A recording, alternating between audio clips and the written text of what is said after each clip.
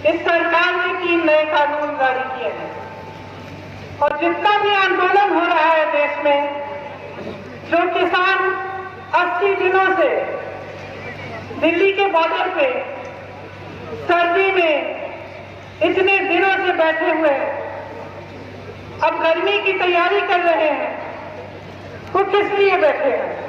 प्रधानमंत्री जी कहते हैं कि ये जो कानून बने हैं ये किसान की भलाई के लिए बने हैं। ठीक है, मान लेते हैं कि किसान की भलाई के लिए बनाए हैं आपने कानून। तो जब किसान मना कर रहा है, जब किसान कह रहा है कि भैया मुझे आपके कानून नहीं चाहिए, तो आप इनको वापस क्यों नहीं ले लेते? क्या आप किसी की भलाई जबरदस्ती करते हैं? क्या आपकी समझ इस देश के करोड़ों किसानों की समझ से ज्यादा है?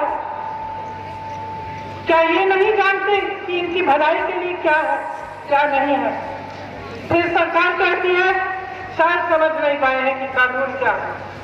इसलिए मैंने सोचा आज मैं यहाँ आई हूँ, आपको बता देती हूँ कि ये 3 कानून क्या है। देखिए, 1955 में पंडित जवाहरलाल नेहरू ने जमाखोरी के खिलाफ कानून बनाया, क्योंकि जमाखोरी के चलते किसान पिस रहा था। आज जो पहला कानून बना है उससे इस सरकार ने जमाखोरी करने की पूरी अनुमति दे दी है। इस कानून के जरिए बड़े बड़े खरबपति, बड़े बड़े उद्योगपति कितना भी आपसे सामान खरीद सकते हैं और कितना भी सामान जमा कर सकते हैं। कोई रोक नहीं है, कोई पाबंदी नहीं है। इसका मतलब यह है कि उनकी पूरी तरह से मनमर्जी चलेगी।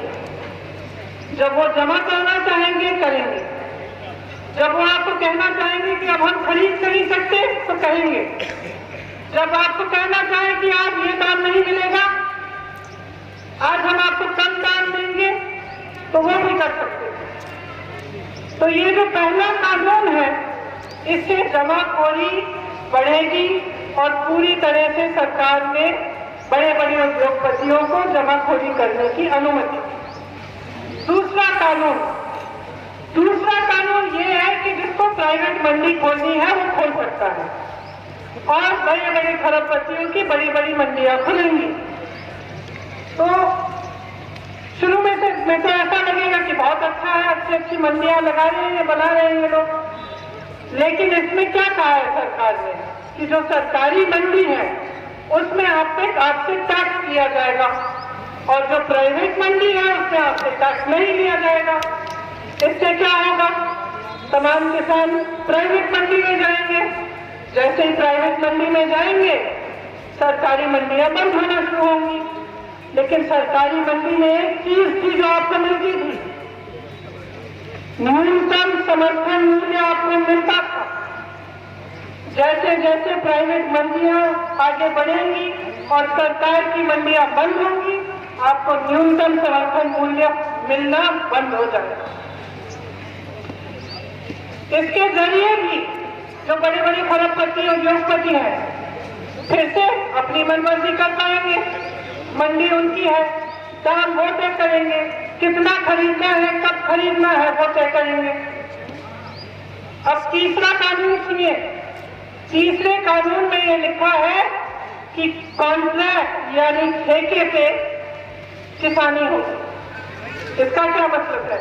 इसका मतलब है कि एक बड़ा खरबपति आ सकता है आपके गांव में और आपको कह सकता है कि देखिए आप 10-15 किसान हो, आपके साथ मैं कॉन्ट्रैक्ट बनाऊंगा, आप गन्ना उगाइए और इस गन्ने के लिए मैं आपको 500 रुपए दूंगा। आपने मेहनत की, गन्ना उगाया, समय आया गन्ना बेचने का, आप उस खरबपति के पास गए, आपने उससे कहा कि 500 रुपए में, आपने कहा था आप खरीदेंगे, तो ये बिल्कुल उसकी मर्जी है कि आपको कह दे कि भाई हमें तो अभी गन्ने की जरूरत ही नहीं। तुम्हें किसने कहा 500 का खरीदेंगे हम? 200 देते हैं, देखो। फिर आप क्या करोगे?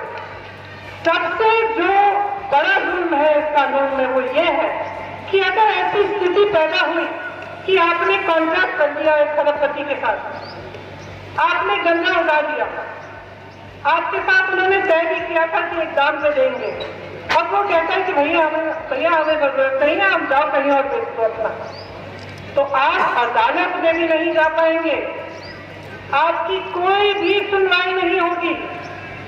ऐसा कानून बनाया है कि कोई कानून ही लागू नहीं होगा इनसे।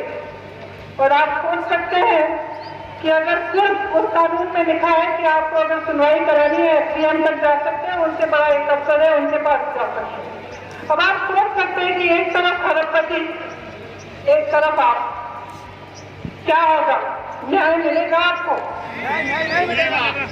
तो ये कानून जो बनाए हैं, तीनों कानून किसान के लिए नहीं बनाए गए।